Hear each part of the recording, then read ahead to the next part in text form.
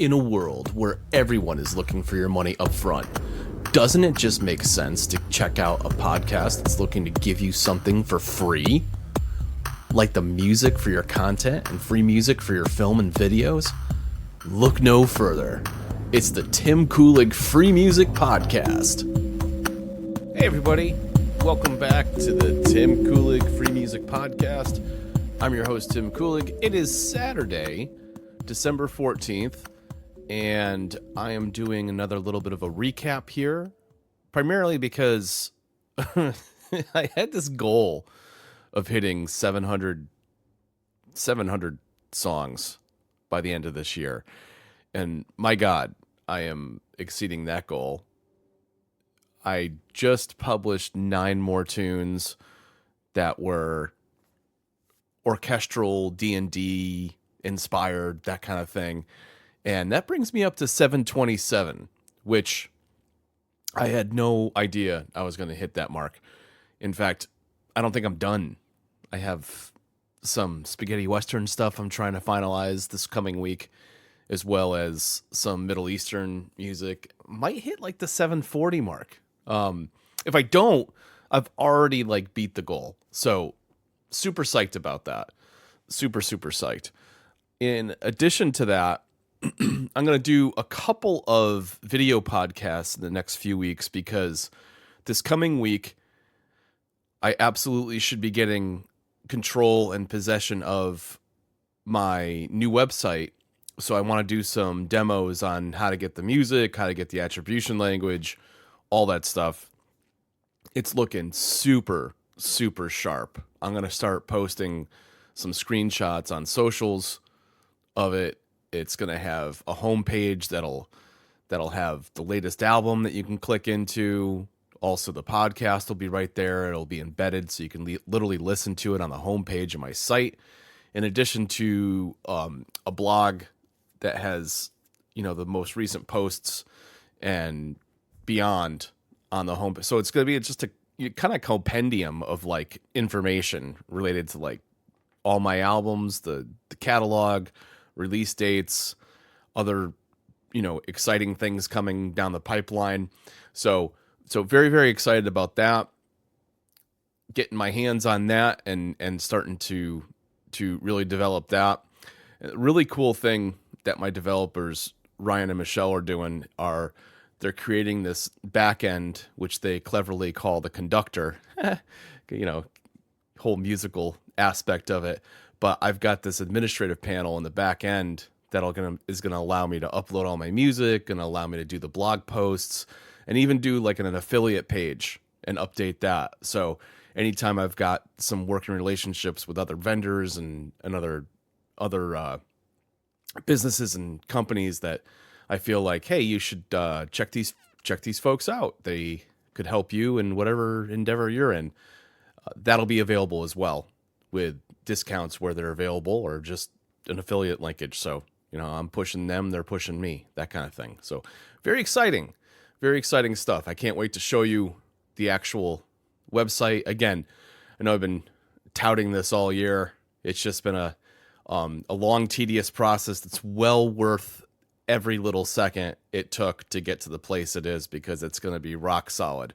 And then once it's up, I definitely want to hear some feedback on what works on it, what doesn't. I've already started nitpicking it a little bit as far as font colors and the way the scrolls work, and even how when you go to click on a song that it spawns a window showing you exactly what you need to do. Because obviously it sometimes it's confusing is exactly what is being asked of you as far as the attribution and everything is concerned. So I wanted to be very clear and concise and direct and just let you know, hey, this is what you need to grab. This will cover all your bases and be done with it. So it's very cool stuff. Can't wait. Can't freaking wait. This 2025, I'm very excited about some of the music projects that I want to do in the first and second quarter. I'm going to take a little break, I think, though, because honestly, creatively, I'm a little burnt out. I pushed hard to the point where I've actually produced about 200 new tunes in the last year, and that isn't even taken into consideration any and all the ideation that I have sitting out there in my hard drive that hasn't been hasn't been refined to a finished tune. I probably have 100 plus projects in Logic Pro that are kind of works in progress. They're either like a little melody I haven't developed yet to 3/4 of a tune that I just can't seem to turn the corner and finish. It's the lot of like large scale, high volume musicianship, I guess. Sometimes you go on a groove. What was it? The holiday music was a pure example of that. Trying to do a bunch of Christmas tunes this year because it was third time the charm, and I promised myself I was going to do a Christmas album. And I fell into this, of all things, I fell into this jazz bit, and I came out with like 5 or 6 jazz tunes that I just couldn't help myself. They just kind of flowed and came out. I don't know why jazz was the genre that came out while I was trying to do holiday music, but yeah, I guess they go in. If you think about what is it, like the Peanuts, the Peanuts gang and that music for all the holiday stuff from the holiday, like it just had this like jazz, like almost like a lo-fi feel to some of it. So it makes sense. Sorry for my phone buzzing in the background if that picked it up. I am not editing that out. This is a quick update today, and I want to make sure I capture everything. So you're hearing all the reality of my office in its raw form. But yeah, I am very, very excited to start the new year with some ideation. I think that's one of the things I've kind of promised myself that I'm going to do, which is literally start the year and ideate for a month. What does that mean? It means I'm literally going to sit down and come up with ideas with no pressure on whether or not I finish anything for like the entire month of January. Now, I say this with a caveat because there's a few content creators out there that I've made commitments to that I'm going to be regularly creating some new content for, new ideas that should be finishable and polished and releasable. So that doesn't isolate you folks, and you know who you are. Anybody that I'm working with currently on designing music for their content specifically, I am actually, that's going to be my priority, but the ideation is going to be the side gig that's going to get me to catalyze some serious volume in the first and second quarter next year, because I definitely want to see if I can breach that 1,000 mark next year. It's a huge task. It's a huge ask, and it requires that I produce somewhere into the tune of about 250 tunes next year, which is not impossible. I think I've talked about this in the past where I could do intros, podcast beds, that kind of thing. I am going to Podfest in Orlando in January. So I'm hoping that in addition to the ideation that I'm doing around that time, I'm also going to learn what people are looking for, what they need, and discuss with them also the prospects of some of this AI stuff. I mean, there's literally AI out there now that will do a podcast. I don't know how compelling it's going to be as far as, you can't really befriend a pretend personality out there. So that's kind of weird. I don't want to be that guy for sure. And I'm sure there's a lot of people out there that have been pushing their agenda and their podcasts and their shows that are probably a little scared. And I think 2025 is going to be the year of understanding these tools, understanding their value, but also know that there's still a voice to be heard from independent artists and creators. And we have to find a happy medium between all those things, because I think anytime a new technology, a burgeoning technology comes on the scene, people get skittish, they get scared, they freak out, and there's fatalists and catastrophists that come to the table and are just like, well, why should I bother writing music anymore? So, Suno is going to basically get to the point where it can write anything I want, blah, blah, blah. Yeah, but is it literally from you? Is it you? Is it your vision? Is it what you hear in your head? That's still something. I still feel like the human experience and the channeling of music through your own mind and your own experiences will always be a thing to be celebrated. And yeah, is Suno a great tool? Will some people gravitate towards it and not want to deal with individuals or whatever? Sure. There's a lot of reasons for that.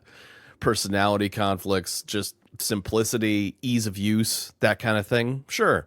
So I fully expect that there'll be a certain percentage of the populace that just gravitates towards that. I mean, I'm guilty of using Midjourney for image ideation for my thumbnails and for my show art and my graphic art for my album compilations and stuff like that. But again, I'm designing everything. I bring it into Canva and I do all the design work and everything. So to me, that just feels not much of a stretch between going to Pixabay or some other website that offers some royalty-free pictures and just popping the right and appropriate thing that conveys the message I'm looking for into the digital release of whatever I'm doing. So I get it if somebody else goes down that rabbit hole when it comes to a little snippet or something like an intro, podcast intro, something like that. Sometimes people are just looking for something simple and they don't really want to get bothered.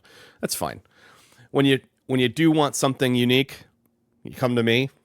It's still royalty free. It's, with Creative Commons attribution, and it's awesome. So it's not like you're paying anything for me, and you still get something unique and novel. So, whereas the language model is never going to give you something novel. It's always going to give you something based off whatever it's trained on, which that's the key. I think we're a long way away from an AI model actually looking through and creating something that's unique and it's not based off the things in front of it.